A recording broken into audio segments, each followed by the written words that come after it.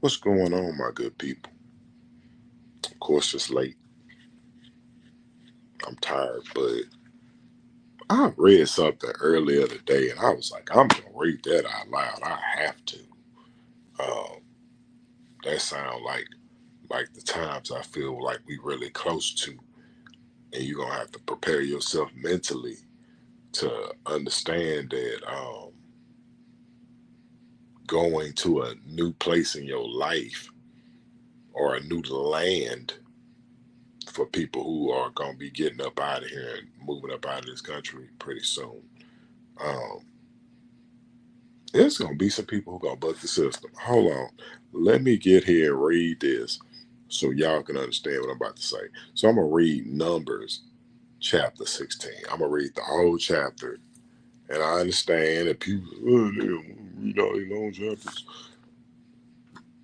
This is kind of what studying is. You read the whole doggone chapter for reference. You don't just read like a little quote and be like, okay, I'm gonna figure out everything around this. No, you read the whole thing and then you come back to that quote, and now you know the whole story of the chapter versus um, reading a verse and saying, "Okay, I'm gonna build a story around this." No, this ain't no Hollywood movie, man. It's the damn Bible. Read it the way it's supposed to go. Read it all the way through, and then we can. Okay, now we know the whole story versus what you done built off of a verse. So let me go. And remember again, my good people, a 7 year old um, Christian or believer of Jesus Christ, and I'm a 5 year old as opposed to reading the Bible. I had never read the Bible before until I was 39 years old. So I started off with the Message Bible because it's kind of like a beginner Bible or whatnot. So yeah, check me out. Check me out. Here we go. Numbers chapter 16. This chapter is called the Rebels. And I don't be knowing these names, so give me some love. Give me some grace. Getting on his high horse one day, Kariah, son of Ishar, the son of Kohath, and the son of Levi, along with a few Reubenites, Dathan and Abram, son of Eliab, and On, son of Pelah, rebelled against Moses. He had with him 250 leaders of the congregation of Israel, prominent men with positions in the council. They came as a group and confronted Moses and Aaron, saying, you're overstepping yourself. This entire community is holy and God is in their midst. So why do you act like you're running the whole show? Don't that sound like black folks, man? Come on, man. Don't that sound like black folks? Like when it's a leader in charge, there's always somebody, I could do this a lot better than him. He ruined this. Let me go cut a deal with somebody else because he fired me for being lazy. Like, I don't know, man. It's just like everybody always want to be in charge. But some people ain't fit to be in charge. They're just like fit to be in the way. And I feel like we have a bunch of leaders that just, some of them are in the way. Some are just in the way. They come in with bad ideas because they want to really run the show. Imagine this. You done left out of Egypt. Moses then put all these curses, then with the power of God, to put all these curses on these people. They didn't watch this happen. They didn't watch Pharaoh say, man, get up out of here. Take all our stuff and leave. Get up out of here. And then Moses then went down to the water, and them people, man, I know, man. What we gonna do that, man? We out here, we got all the stuff. They dancing. They dance. Everybody happy at first. Then Moses, you know, sitting here talking to God, and then Pharaoh show up, and then Moses open up the water, and the people walk into the water after the sea done split open, and them people watching this like, And then Pharaoh start charging into the water. They down Moses again. What we gonna do now, man? Big bad Pharaoh coming with his little horses. And then God flood the people out. They continue walking through. Now these people done seen this now. Imagine we didn't see they didn't seen these waters part. And now you down Moses talking about who put you in charge. Okay, continuing on. On hearing this, Moses threw himself face ground on the ground. Then he addressed Koriah and his gang. In the morning, God will make clear who is on his side, who is holy. God will take his stand with the one he chooses. Now, Koriah, here's what I want you and your gang to do. Tomorrow, take censers, and in the presence of God, put fire in them and the incense, and then incense. Then we'll see who is holy. See whom God chooses. Sons of Levi, you've overstepped yourselves. Moses continued with Koriah. Listen, well now, sons of Levi, isn't it enough for you that the God of Israel has selected you out of the congregation of Israel to bring you near him, to serve in the ministries of the dwelling of God, and to stand before the congregation to minister to them? He has brought you, all your brother Levites, into the inner circle, and now you're grasping for the priesthood too. You're grasping for the priesthood too. It's God we've ganged up against, and not us. It's God you've ganged up against, and not us. What do you have against Aaron that you are bad mouthing him? Moses then ordered Dathan and Abiram, sons of Eliab, to appear, but they said, "We're not coming. Isn't it enough that you yanked us out of the land flowing with milk and honey to kill us in the wilderness? And now you keep trying to boss us around. Face it, you haven't produced. You might have brought us into the land flowing with milk and honey. You haven't given us the prominent inheritance of fields and vineyards. You'd have to poke our eyes out to keep us from seeing what's going on. Forget it. We're not coming." Look here, man. These people here, they like, man, you freed us from Egypt, man. We be back in Egypt chilling right now. They don't know that Egypt done. Egypt for to be dry land. They don't know none of this. These foolish people, they want to go back to what's comfortable. What was comfortable was also oppressive, severely oppressive, mean to mothers and old children and children alike, old people and children alike. And these people sit here fighting, man, we could have been back and got us out here walking in the wilderness for 40 years. All the reason they walking in the wilderness for 40 years is because they was disobedient in the beginning. God was like, go ahead, take the land. It's good right for the king. He, no, giants over there, man. Scary looking people over there. God like, cool, you don't want the land? Get out of here. You'll wander in the wilderness. And they sit out there, now they in the wilderness and they mad. you ain't, no, man. Moses, you ain't come through. That's how these people act, bro. That's your people. Check me out. Moses' temple blazed white hot. He said to God, don't accept their grain offering. I haven't taken so much as a single donkey from them.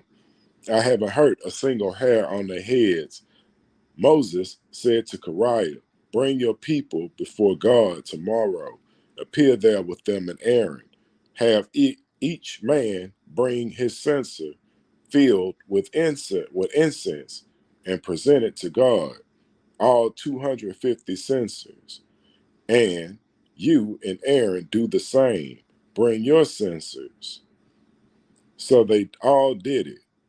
They brought their censers filled with fire and incense and stood at the entrance of the tent of meeting.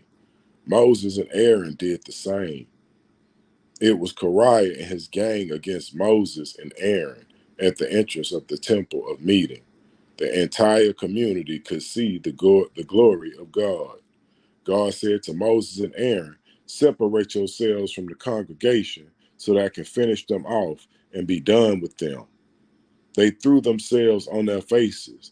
"Oh God, God of everything living, when one man sins, are you going to take it out on the whole community?" God spoke to Moses, "Speak to the community.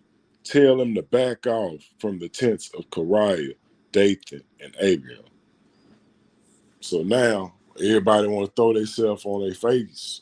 "Oh no, no, don't take us. We don't think like them. Mm-mm. We wasn't we wasn't plotting against Moses. That was them. Uh-uh. Don't kill all of us. Kill them." So that's how fast people turn on you. You think you'll have a whole gang with you. You turn around and be three people. Remember how like you go on vacation and at first it'd be 13 people in the chat and then you end up going by yourself? That's kind of how it be, man. It's kind of how it be.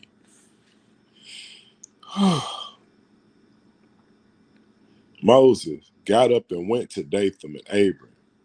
The leaders of Israel followed him. He then spoke to the community. "Back off from the tents of these bad men. Don't touch a thing that belongs to them, lest you be carried off in the flood of their sins." So they all backed away from the tents of Koriah, Dathan, and Abiram. Dathan and Abiram by now had come out and were standing at the entrance of the tents with their wives, children, and babies. Moses continued to address the community. "This is how you'll know that it was God who sent me to do all these things, and that it wasn't anything I cooked up on my own. If these men die natural death, like all the rest of us, you'll know that it wasn't God who sent me. But if God does something unprecedented, if the ground opens up and swallows the lot of them, and they are pitched into the shell, then you'll know that these men have been insolent with God." The words were hardly out of his mouth when the earth split open. Earth opened its mouth and in one gulp swallowed them down, the men and their families, all the human beings connected with Koriah, along with everything they owned. And that was the end of them, pitched alive into the shell. The earth closed up over them, and that was the last community heard of them. The community heard of them. At the sound of their cries, everyone ran for dear life, shouting, "We're about to be swallowed up alive." Then God sent lightning. The fire cremated 250 men who were offering the incense. Yeah, that old council that thought they was wise, we're gonna plot on Moses. Man, when God had put the favor into somebody, he said, "I'm trying to free a people. I'm not gonna let you local jokers take over the show." You still thinking with the heart of Egypt. Man, most of these people they not gonna want to leave, bro. They gonna be like, "No, what about this stupid big house that I just bought? I can't live with the fact that I'm gonna have to start all the way over." People don't even understand, if you're African American in this country and your descendants went through slavery, the people that you came from went through slavery, um,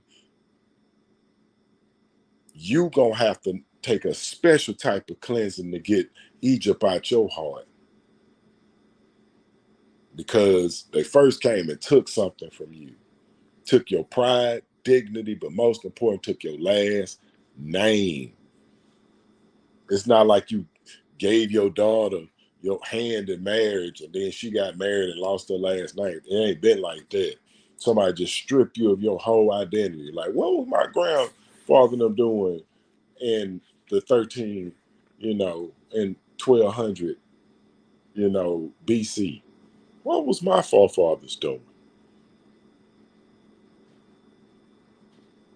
So, yeah, man, gotta keep going. Gotta keep going. I do not want to get off topic.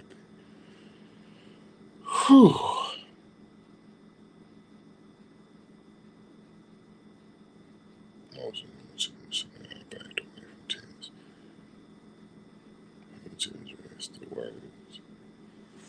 Okay. At the sound of their cries, everyone around ran for dear life, shouting, "We're about to be swallowed up." Then God sent lightning, the fire, cremated 250 men who were offered the incense.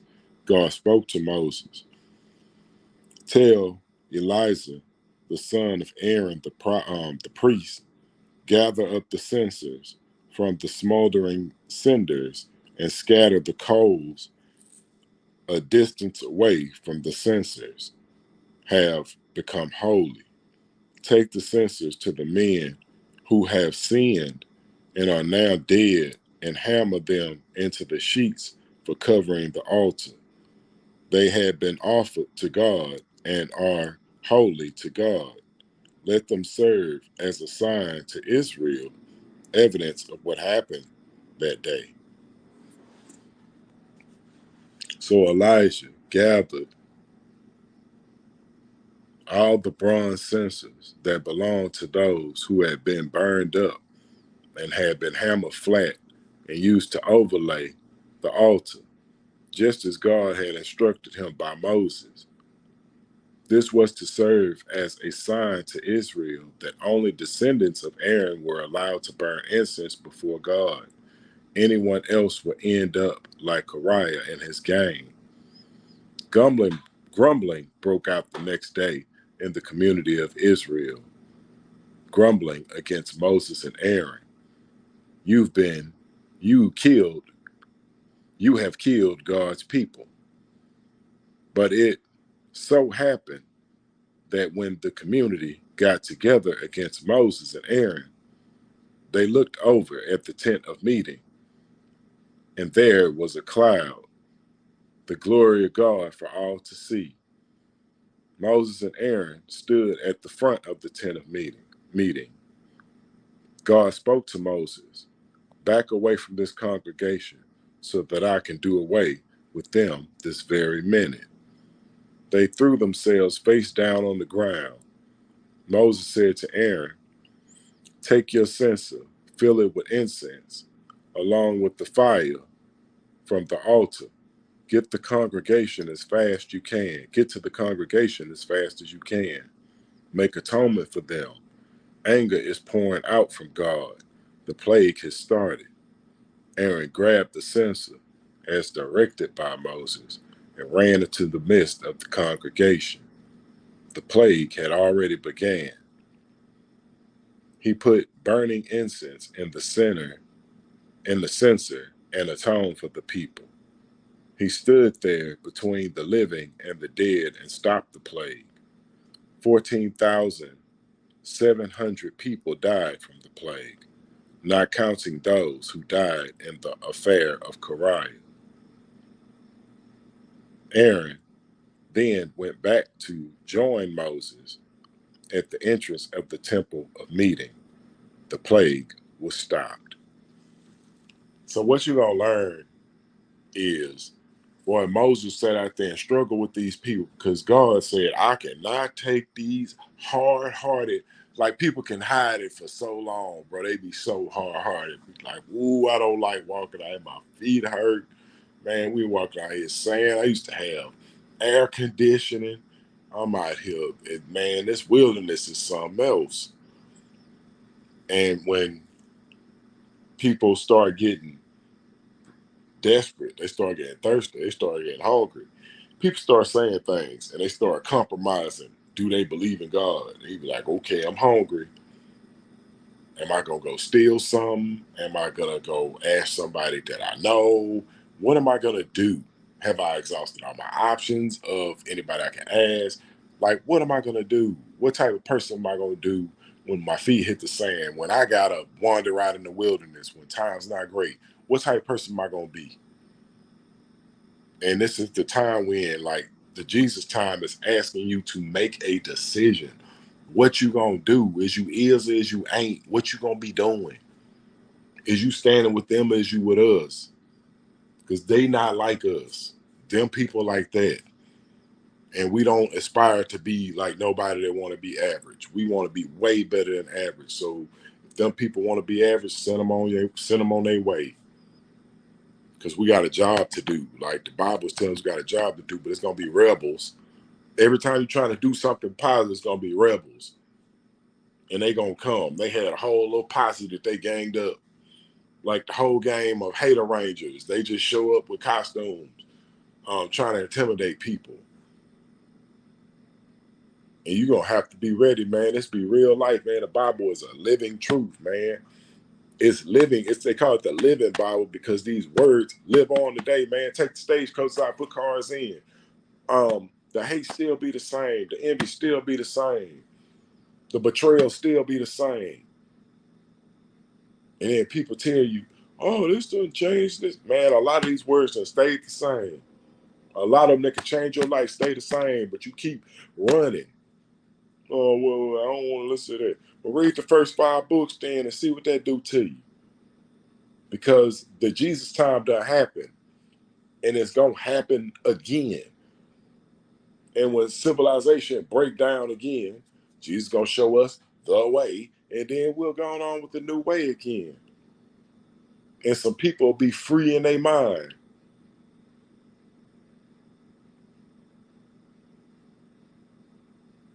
So yeah, man. Um, Numbers chapter 16. The rebels.